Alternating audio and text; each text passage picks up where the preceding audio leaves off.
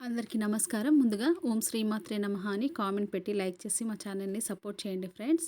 2025 September 7వ తేదీన ఆదివారం భాద్రపద పౌర్ణమిన చంద్రగ్రహణం ఏర్పడబోతుంది. గతంలో కూడా 2 గ్రహణాలు ఏర్పడ్డాయి. కానీ అవి మన భారతదేశంలో కనిపించలేదు. కాబట్టి గ్రహణం ప్రభావం మన మనుషులపైన పడలేదు. కానీ ఈ సెప్టెంబర్ 7వ తేదీన పౌర్ణమి నాడు చంద్రగ్రహణం ఏర్పడబోతుంది. చంద్రగ్రహణం ఎప్పుడు? చంద్రగ్రహణం రోజు ఏ ఏ పనులు చేయాలి? ఏ ఏ పనులు చేయకూడదు? చంద్రగ్రహణం ప్రభావం ఏ ఏ రాశుల వారి మీద తీవ్రంగా ఉండబోతుంది? ఏ ఏ పరిహారాలను చేసుకోవాలి? గ్రహణం రోజు మనం ఏ ఏ విధి విధానాలని పాటించాలి? అన్ని విషయాలను కూడా తెలుసుకుందాం. ఈ 2025వ సంవత్సరంలో సెప్టెంబర్ నెలలో 7వ తారీఖు ఆదివారం రోజు రాత్రి చంద్రగ్రహణం పట్టబోతుంది. అంటే భాద్రపద పౌర్ణమి నాడు 7వ తారీఖు ఆదివారం రోజు రాత్రి 9:58 గ్రహణం ఏర్పడుతుంది. 1:26 ఈ గ్రహణం పూర్తవుతుంది. అంటే గ్రహణం మొత్తం 3 గంటల 28 నిమిషాల పాటు ఉంటుంది. ఇది రాహుగ్రస్త చంద్రగ్రహణం, మహాశక్తివంతమైనటువంటి గ్రహణం. ఈ చంద్రగ్రహణం ఏ సమయంలో ఏర్పడుతుంది? ఈ గ్రహణ సమయంలో ఎలాంటి నియమాలు పాటించాలి? ఏ రాశులపైన గ్రహణ ప్రభావం ఉంటుంది? గ్రహణం పూర్తయిన తర్వాత ఎలాంటి నియమాలను పాటించాలి? గ్రహణ సమయంలో మనం కొన్ని తప్పులను అసలు చేయకూడదు. ఇలాంటి ఆసక్తికర విషయాల గురించి ఈ వీడియోలో తెలుసుకుందాం. గ్రహణ సమయంలో ఆహారం భుజించకూడదు. అంటే భోజనం తినకూడదు. గ్రహణం రాత్రి 9 గంటల 58 నిమిషాలకు పడుతుంది కదా!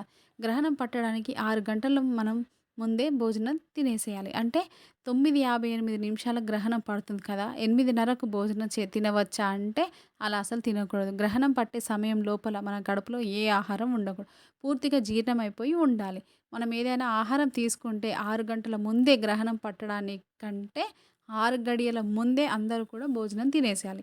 అదేవిధంగా గ్రహణ సమయంలో తప్పకుండా బ్రహ్మచర్యాన్ని పాటించాలి. స్త్రీ పురుషుల కలయిక పూర్తిగా నిషిద్ధం. అదేవిధంగా గ్రహణ సమయంలో నిద్రించకూడదు అని కూడా చెప్పి ఉన్నారు మన పెద్దలు. గ్రహణం రాత్రి 9 గంటల 55 నిమిషాలకు పడుతుంది. అర్ధరాత్రి 1:26 పూర్తవుతుంది. ఆ సమయంలో మేము ఎలాగో నిద్ర మేలుకొని ఉండగలము. కానీ చిన్న పిల్లలు ఉండలేరు కదా! అంటే చిన్న పిల్లలు నిద్రించినా కూడా దోషము లేదు. గ్రహణం అంటే మనం భయపడిపోతాం. గ్రహణం సమయంలో పట్టు స్నానం చేసి, పట్టు స్నానం అంటే గ్రహణం పట్టిన తర్వాత ఇప్పుడు మనకు 9 గంటలకు గ్రహణం పడుతుంది కదా! గ్రహణం పట్టినప్పుడు మనం స్నానం చేయాలి. స్నానం చేసి చక్కగా ఆచమనం వేసుకొని ఒక పీట మీద గానీ, దర్భాసనం మీద గానీ కూర్చొని చక్కగా మంత్ర జపం చేసుకున్నట్లయితే కొన్ని వేల రెట్ల సిద్ధి కలుగుతుంది.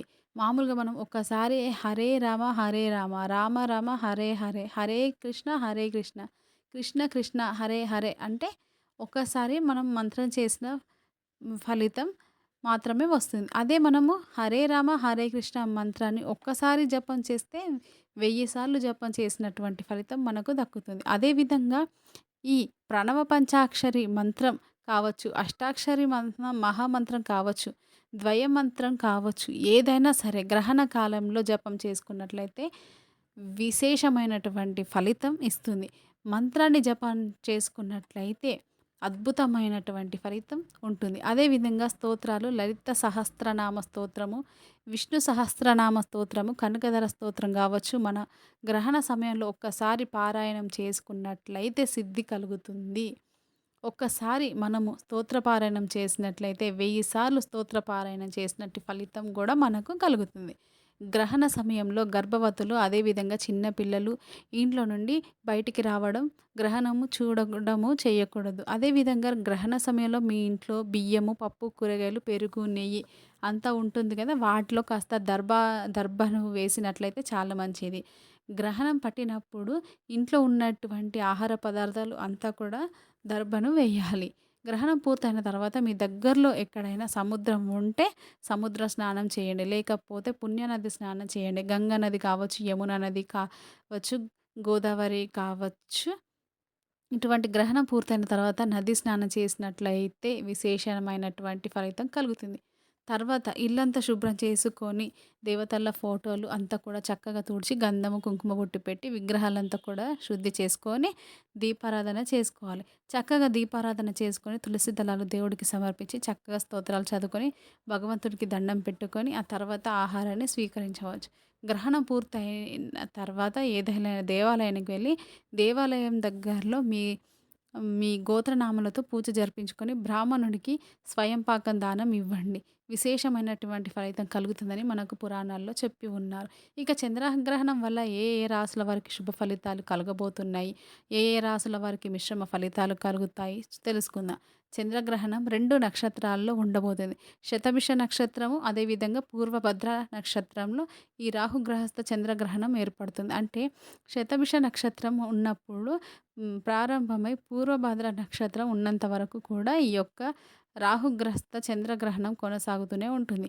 ఈ చంద్రగ్రహణం కుంభరాశిలో ఏర్పడుతుంది కాబట్టి కుంభరాశి వాళ్ళు, శతభిష నక్షత్రం వాళ్ళు, పూర్వభద్ర నక్షత్రం వాళ్ళు అస్సలు ఈ యొక్క గ్రహణాన్ని చూడకూడదు. వారు ఇంట్లో నుండి బయటికి రాకూడదు అని చెప్పి మనకు పంచాంగంలో ఉంది అని మనకు పెద్దలు చెప్పి ఉన్నారు. ధనిష్ట నక్షత్రం వాళ్ళు, ఉత్తర భాద్ర నక్షత్రం వాళ్ళు కూడా ఈ యొక్క రాహుగ్రస్త చంద్రగ్రహణాన్ని చూడకూడదు. ఇంట్లో నుండి అసలు బయటికి రాకూడదు. దీన్ని గుర్తుపెట్టుకోండి. ఈ చంద్రగ్రహణం వల్ల అఖండ రాజయోగం పట్టబోతున్నటువంటి 4 రాసులు ఉన్నాయి. ఈ మేషరాశి, వృషభ రాశి, కన్యా రాశి, ధనస్సు రాశి. ఈ 4 రాసుల వాళ్ళకి కూడా విశేషంగా అఖండ రాజయోగం పట్టబోతుంది. వీళ్ళు ఈ 4 రాసుల వాళ్ళకి కూడా పట్టిందల్లా బంగారం కాబోతుంది. ఈ చంద్రగ్రహణం వీరికి విశేషమైనటువంటి ఫలితాన్ని ఇస్తుంది అని మనకు పంచాంగకర్తలు చెబుతున్నారు. కాబట్టి ఈ రాసుల వారు నక్కతోక తొక్కినట్లే. ఈ 4 రాసుల వాళ్ళు ఎన్నో సంవత్సరాలుగా పడుతున్నటువంటి కష్టాలన్నీ కూడా తొలగిపోయేటటువంటి సమయం ఆసన్నం కాబోతుంది. ఏ ప్రయత్నం చేసినా కూడా వీళ్ళకు సఫలీకృతం కాబోతుంది. కాబట్టి ఈ 4 రాసుల వాళ్ళకి అద్భుతంగా ఉండబోతుంది.